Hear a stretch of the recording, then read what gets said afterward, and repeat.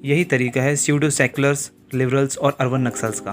पहले confused youth को, जिनको 7000 साल पुरानी सनातन परंपरा के 7 ऋषियों का भी नाम नहीं पता, उनके सामने डेवलपमेंट और मॉडर्नाइजेशन की बड़ी बड़ी बातें इंग्लिश में करके अपनी विद्वता का प्रदर्शन करते हैं। और जब वो युवा उनसे प्रभावित हो जाते हैं, उनके फॉलोअर्स बन जाते हैं, तो उन्हीं भ्रमित युवाओं का ब्रेन वॉश करके उनका अपने ही उद्देश्य पूर्ति के लिए कठपुतली की तरह उपयोग किया जाता है। कभी समाजवाद के नाम पर कन्हैया कुमार जैसे भ्रष्ट लोगों को युवाओं का मसीहा बनाया जाता है और फिर उनसे ही सनातन परंपरा में दलितों और वंचितों का शोषण होने का प्रोपेगेंडा चलवाया जाता है। तो कभी स्यूडो फेमिनिज्म का रोना रोकर हिंदू धर्म को महिला विरोधी बताने की नाकाम कोशिश की जाती है। अभी मार्केट में सरलीन कौर नाम की एक नई अर्बन नक्सल आई है, जो मेनका बनने की कोशिश कर रही थी पर बन गई शूर्पणखा।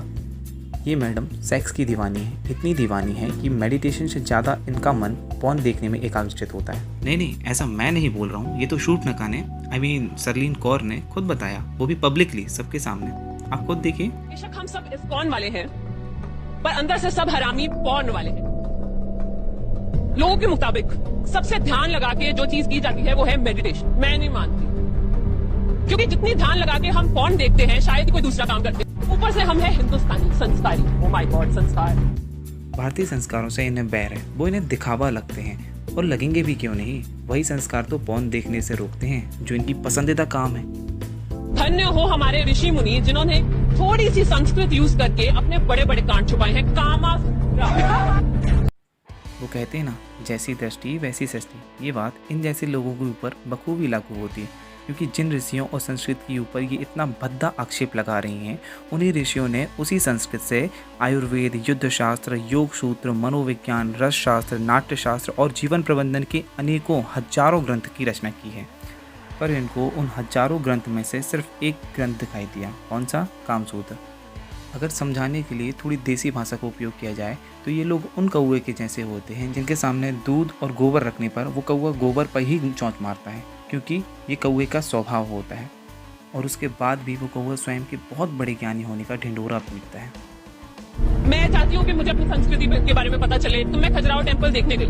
3 मिनट तक मैंने मूर्तियों को देख के सर खुजलाया और देखा कि अंकल की शक्ल किधर है और आंटी की टांगे किधर है। अब इसमें इन मैडम का कोई दोष नहीं है, क्योंकि घुटने में रहने वाला दिमाग ऐसे ही प्रोसेस करता है। क्योंकि अगर इनका दिमाग सही जगह पर होता तो इन्हें पता होता कि खजुराहो के मंदिर हजारों साल पहले आए हुए ऋषि मुनियों ने नहीं, बल्कि 11वीं शताब्दी के राजा महाराजाओं ने बनवाए हैं। और यदि ये वाकई में अपनी संस्कृति को समझना चाहती तो खजुराहो के मंदिरों के द्वारा दिए जा रहे संदेश को समझने की कोशिश करती। खजुराहो के मंदिरों के द्वारा ये संदेश देने का प्रयास किया गया है कि यदि आप मंदिर के बाहर बने हुए यौन क्रीड़ा व अन्य आकर्षक आकृतियों में फंसे रहेंगे तो मंदिर के अंदर बैठे हुए ईश्वर तक नहीं पहुंच पाएंगे। अर्थात यदि आप शांति और मोक्ष चाहते हैं तो आप अपना ध्यान बाहरी सांसारिक मोह माया से हटाकर स्वयं की ओर, आंतरिक चेतना की ओर लगाओ। खैर, अब मैडम को फेमस होने के लिए जो कुछ बोलना था हिंदू धर्म के बारे में बुरा भला, वो इन्होंने जी भर के बोला। इन्हें लगा कि जैसे पहले कुछ नहीं होता था अब भी नहीं होगा, पर अब ऐसा नहीं है। अब हिंदू जाग चुका है और जागा हुआ हिंदू सनातन धर्म के सबसे बड़े योगेश्वर पार ब्रह्म परमेश्वर श्री कृष्ण का अपमान इस तरह से नहीं देख सकता। बेशक हम सब इस्कॉन वाले हैं, पर अंदर से सब हरामी पॉर्न वाले हैं। जिस इस्कॉन का उपयोग ये मोहतरमा इतनी अभद्र तरीके से कर रही हैं, वही इस्कॉन टेम्पल 12,000 लोगों को कई साल से रोज, जबकि कोरोना महामारी के समय में 1.5 लाख लोगों को रोज भरपेट भोजन करा रहा है, जबकि ये आंकड़े सिर्फ और सिर्फ इंडिया के हैं। इस्कॉन वो संस्था है जिसने 6 महाद्वीपों के अंदर 850 से ज़्यादा न केवल श्री कृष्ण के मंदिर बनाए, बल्कि लाखों लोगों को जीवन जीने का सही तरीका सिखाते हुए सनातन धर्म को पूरी दुनिया में फैलाया है।